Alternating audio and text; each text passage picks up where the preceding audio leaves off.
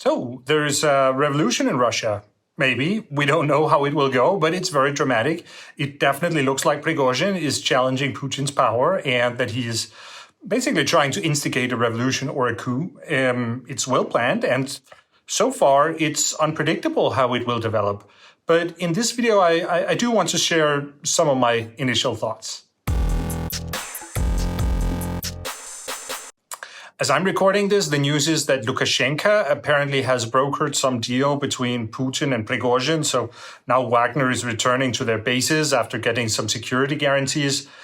We will see how much of that is real. But if it is, then it's a devastating humiliation for Putin. It will create lasting damage to his credibility. And I think it could be the beginning of the end for him.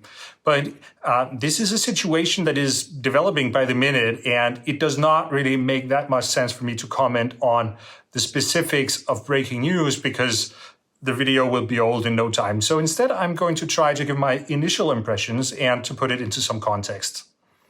I think the first thing to note is that this operation is extremely well prepared by Prigozhin. When the whole thing started, he pretended that it was a sort of improvised thing that happened because the Wagner group was attacked by the Russian military. So they then made a quick decision that, well, enough is enough. That is clearly not true. I think this was probably a false flag attack by the Wagner soldiers to make it look like they had been attacked. And the whole thing is being executed with a very high degree of professionalism and coordination between the different units. It takes a lot of planning to get these things right. And then there's also the bigger question of timing. Like the Wagner fighters, they finished fighting in Bakhmut about a month ago, and since then they have basically focused on rebuilding their strength. So presumably the Wagner group is in a pretty good condition right now, and in the meantime, the regular Russian army has been bogged down by a Ukrainian offensive where they need to devote all their resources just to preventing a Ukrainian breakthrough. This is probably not coincidental. It looks like there was maybe here a moment of opportunity. And also we were at a point also where over the coming months, it looked like the Wagner group would be losing influence. There was a dispute that before the 1st of July, all Wagner fighters were required to sign contracts with the Ministry of Defense, and that would, in practice, subordinate them to the normal chain of command. So there are some things about this whole timing that suggest that this was carefully planned over some time. This is a significant problem for Putin. We should not underestimate what's going on. This is an event that could potentially lead to a turnover of power in Russia. I've discussed it in several videos that the war can lead to instability in Russia. And recently, I think we've seen more and more indications that Putin has been losing the grip on the situation, that things have started happening without his control. For example, this dispute, of course, between Prigozhin and Defense Minister Shoigu, but also in general that he has started to sound like a broken record, like someone who doesn't have answers to the problems that Russia has, but just has more of the same. And as opposed to that, Prigozhin has increasingly started to sound like a voice of reason. It feels strange to say that, but he has. Many of the things that he has been saying have been very sensible. He has good judgment of the war and of the political situation. So he has become a kind of social media influencer that has sort of branded himself as someone who tells the truth, which is in sharp opposition to the Russian government that keeps saying things that everyone can see as a lie. And that has made Prigozhin popular. And in some interesting way, Prigozhin has managed to make himself attractive for many different groups that oppose Putin. On the one hand, he is popular among the ultranationalists. They share his criticism of the incompetence and the corruption in the Russian military leadership. And they admire the way that Wagner fighters have achieved results in the war. But then on the other hand, Prigozhin has also been saying things that are attractive if you're against the war. Like he's been saying positive things about Ukraine, and he has criticized the decision to begin the war in the first place, right?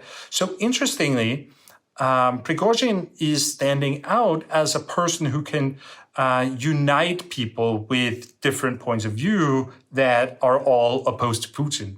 And this is interesting because according to even the official opinion polls in Russia, there's about 15 to 20% of Russians in each of these categories. So potentially you have like 30 to 40% of the population that Prigozhin can appeal to. And that is more than enough to make a revolution.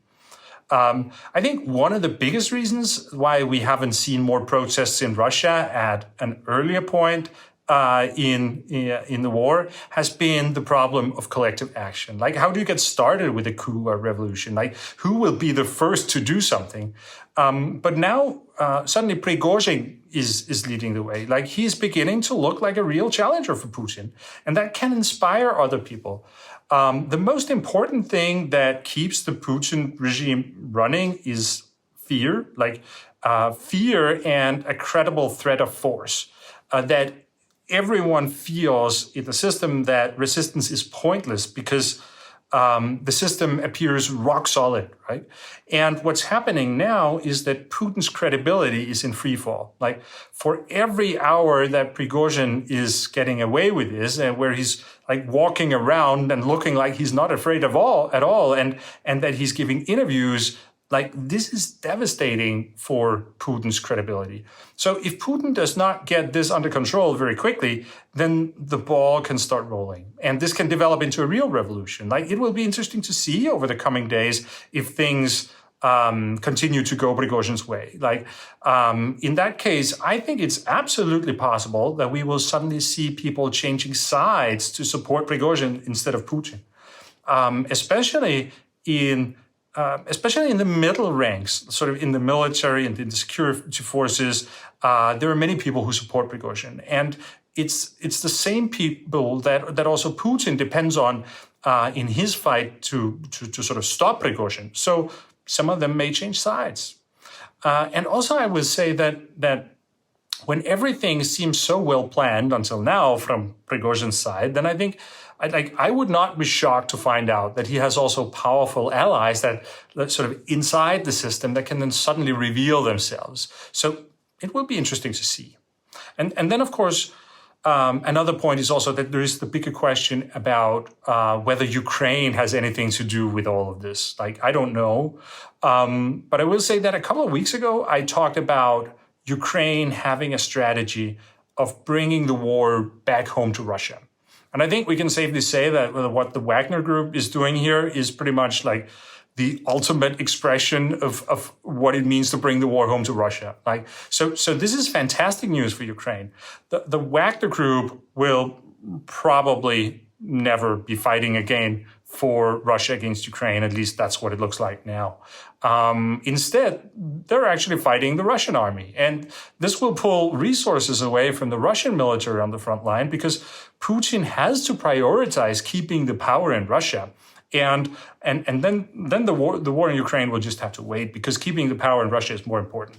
So this may create opportunities for Ukraine in the coming weeks. Like, I would expect Ukraine to use this opportunity to push harder and to see if they can do other things that can sort of make Putin's dilemmas worse in the coming time. And this may create weaknesses on the front line that Ukraine then can use to get a breakthrough in the offensive. Okay, those were some quick sort of initial reactions to all this. I see this as an attempt by Prigozhin to instigate basically a revolution in Russia. It's definitely a struggle for power.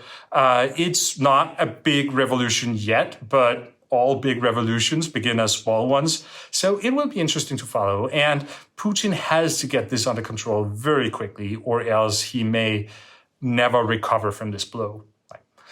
If you found the video helpful, please give it a like. Thank you very much for watching, and I will see you again next time.